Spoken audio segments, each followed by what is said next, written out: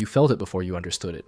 The messages became shorter, the pauses became longer, and suddenly the warmth you were getting used to felt thinner.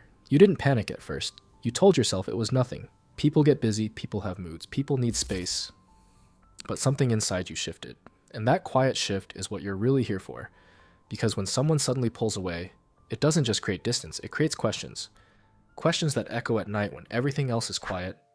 You replay conversations, you reread old messages, you look for the exact moment things change. You probably didn't notice it at the time. Most people don't. The shift is subtle. It hides in tone and timing and energy. And this is where many people misread the situation. You think the distance started when he stopped calling as often, or when he said he was just tired, or when he stopped sharing the small details of his day. But distance rarely begins where it becomes visible.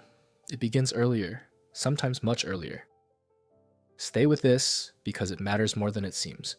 When a man pulls away suddenly, it almost never feels sudden to him. To you, it feels like a door closing without warning. To him, it may feel like something slowly building that he didn't know how to explain. And here's the part that's uncomfortable. His withdrawal is not always about losing interest, but it's also not always about being overwhelmed. The truth sits somewhere quieter. You might think, if he cared, he wouldn't pull away. That sounds logical. It feels logical. But human emotion isn't that clean. Sometimes closeness triggers things people don't expect. Sometimes connection exposes fears they didn't know they had. And sometimes when someone starts feeling something real, they retreat, not because it's wrong, but because it's intense. Most people misunderstand this moment. You see distance and assume rejection. He feels intensity and experiences pressure.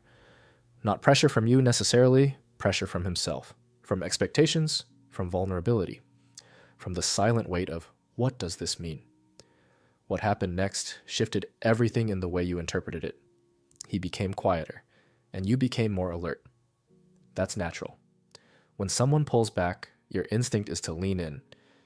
You ask more questions. You analyze tone more closely. You search for reassurance. But here's the quiet dynamic almost no one talks about. The more you lean in from anxiety, the more he feels observed. Not attacked, not blamed, observed. And observation can feel like pressure when someone is already unsure. You didn't mean to create pressure, you just wanted clarity. There's a difference. But emotional systems don't always distinguish between intention and impact. This is where many relationships take a subtle turn, because his pulling away may have started from confusion. But your response to that distance can either soften it or solidify it. You probably didn't notice how your tone changed slightly, how your messages became more careful or more intense, and he probably didn't notice how his replies became safer, shorter, less emotionally exposed. It becomes a dance neither of you consciously choreographed. And here's the part that feels almost unfair. Sometimes he pulls away because he feels himself liking you more than he planned. Yes, that sounds backwards.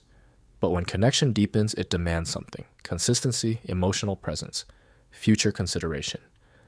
Not everyone is prepared for that shift, especially if he entered the connection casually, or if he's used to relationships that never required emotional depth. When depth appears, it can feel destabilizing. And destabilization often leads to retreat. Stay with this because this is where it gets more layered. Not all pulling away is fear of commitment. Sometimes it's fear of inadequacy. If he senses you value him deeply, he may start questioning whether he can meet that level. If you admire him, he may start noticing his flaws more intensely. And instead of rising to the connection, he distances himself from the mirror it creates. You see potential, he sees responsibility. You feel closeness, he feels expectation. Neither of you are wrong, but neither of you are fully aware of the internal shift happening. And that lack of awareness is what creates the silence. There's also another possibility most people resist hearing. Sometimes he pulls away because the emotional rhythm between you changed. At the beginning, everything felt light. Curiosity, discovery, effort. Then familiarity settled in. And familiarity, while comforting, removes the chase. Some people thrive in pursuit but feel uncertain in stability. When things become real, they lose the adrenaline that fueled their attention. That doesn't mean you did anything wrong. But it does mean the dynamic shifted, and this is where many people misread the situation again. You think, if I give him space, he'll realize my value. Or you think, if I try harder, he'll come back. Both reactions are understandable, but neither addresses the core question. Why did closeness feel unsafe to him? Because withdrawal is rarely random. It's protective.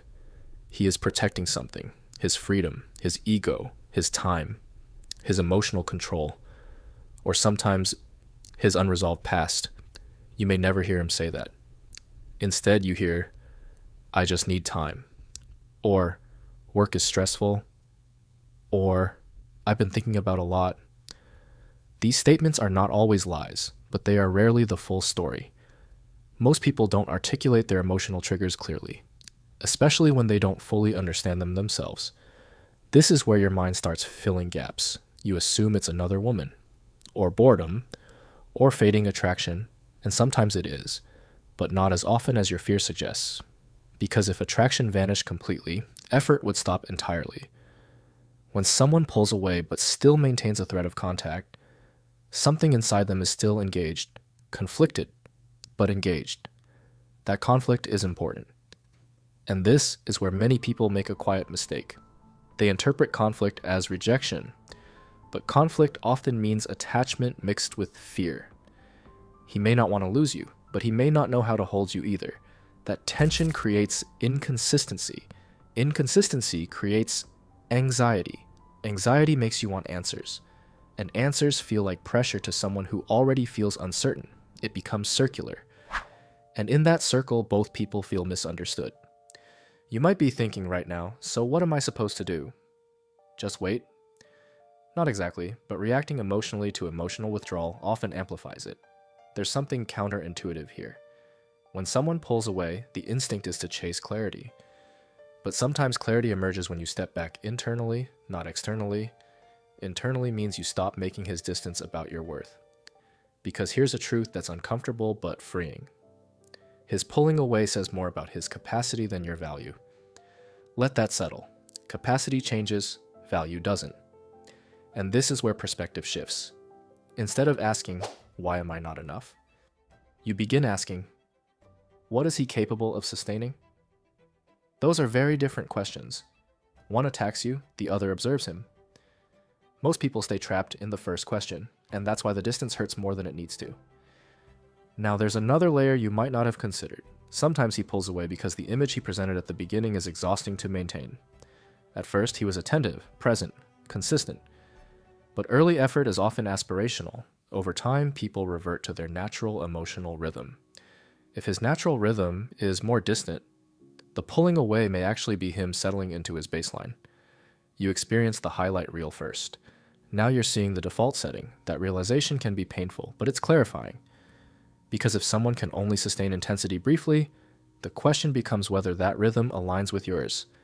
And this matters more than trying to decode his silence. There's also something rarely discussed now. When a woman becomes emotionally invested, her communication often becomes clearer. When a man becomes emotionally invested, his communication sometimes becomes quieter, not because he cares less, but because he processes internally. The problem is, silence feels like absence, and absence triggers fear. Fear changes behavior, and behavior changes energy. Energy shifts dynamics. You see how complex this becomes? This is why most people misinterpret the pull away moment. They treat it as an event. It's actually a process, a subtle emotional recalibration. Now here's something important. If you are constantly the one initiating after he pulls away, you slowly teach him that distance does not cost him anything. Stay with this. If he withdraws and you compensate by increasing effort, the emotional balance tilts. Not dramatically, but gradually. And relationships are often shaped by gradual patterns, not dramatic moments. You don't need to punish his distance. You don't need to mirror it aggressively. But you do need to notice it without panicking, because panic is loud. And uncertainty is already loud inside him. Too loud emotional systems rarely create clarity. They create static. There's another truth hidden here. Sometimes he pulls away because the connection reached a point where decisions would eventually need to be made. Not today, not tomorrow, but eventually. And some people sense future decisions like approaching deadlines. Instead of preparing, they procrastinate emotionally. Distance becomes delay. Delay feels safer than defining something. Defining something makes it real. And real things require accountability. You might have sensed that shift. A subtle change in how he talks about the future. Less specific, more vague. That's rarely accidental. It's protective ambiguity. And protective ambiguity often signals internal hesitation. Now here's the part that many people don't expect. His pulling away is also information for you, not just about him, about you, about what you tolerate, about how you respond to uncertainty, about whether you abandon yourself when someone else withdraws. This moment reveals your attachment patterns just as much as his. Do you chase? Do you freeze? Do you become overly accommodating, or do you quietly observe? There's no judgment here, just awareness, and awareness changes outcomes. If this is resonating with you, take a second and gently like the video and subscribe. Not because you have to, but because these quiet conversations matter, and I want you here for the next one. Now stay with me, let's go deeper. Sometimes he pulls away because he feels seen, truly seen, and being seen is vulnerable. If you understand him emotionally, he may feel exposed. Exposure can trigger defense. Defense often looks like distance, not confrontation, not anger, distance. And here's the subtle misdirection. You might think if he felt understood, he would come closer. But closeness requires emotional safety. And emotional safety requires self-acceptance. If he struggles with parts of himself, your insight can feel uncomfortable. You become a mirror. And not everyone likes what mirrors reveal. This doesn't mean you should dim your awareness. It means his retreat may not be about losing interest. It may be about internal discomfort. There's also timing. Connection is not just about compatibility, it's about timing. He may like you deeply. But if his life feels unstable, uncertain, or transitional, he may instinctively reduce emotional commitments. Not because you're wrong, but because stability feels out of reach. People often simplify this to he's not ready. But readiness is layered. Financial stress, family pressure, unresolved heartbreak, career uncertainty. These factors quietly shape emotional availability. He may not consciously connect them, but they influence behavior. You see withdrawal. He feels overwhelmed, and neither of you fully articulate it. This is where silence grows. Now let's confront the possibility you've been trying not to think about. Yeah, sometimes he pulls away because his feelings changed. Not dramatically, not overnight, but gradually. And he doesn't know how to say it without hurting you, so he reduces effort instead of expressing doubt. This is painful, but it's honest. And here's the important distinction. If feelings faded, distance will continue increasing regardless of how you respond.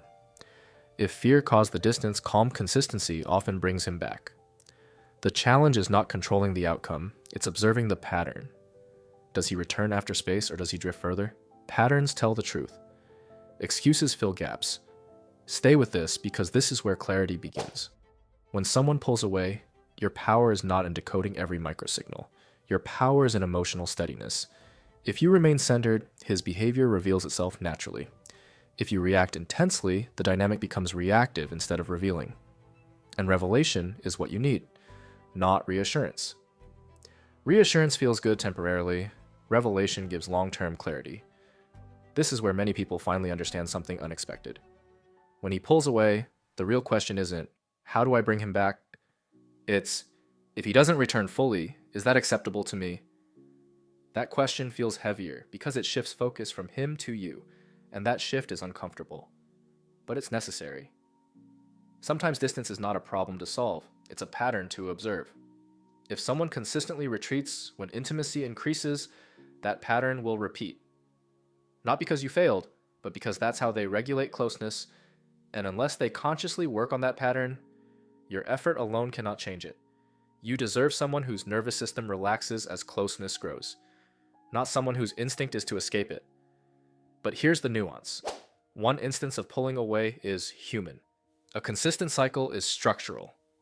Learn to distinguish between the two. This is where many people misread the situation again. They treat a structural pattern like a temporary mood, and they stay longer than they should. Or they treat a temporary fear like permanent rejection and leave too soon.